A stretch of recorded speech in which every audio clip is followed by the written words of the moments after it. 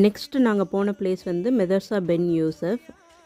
இதுக்கு என்ட்ரன்ஸ் ஃபீ வந்து ஃபாரினராக இருந்தோன்னா அடல்ட்டுக்கு 50யும் கிட்ஸ்க்கு வந்து 10 திராமும் சார்ஜ் பண்ணுறாங்க.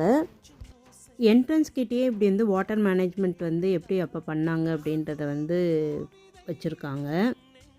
இது வந்து ஒரு இஸ்லாமிக் காலேஜாக இருந்திருக்கு.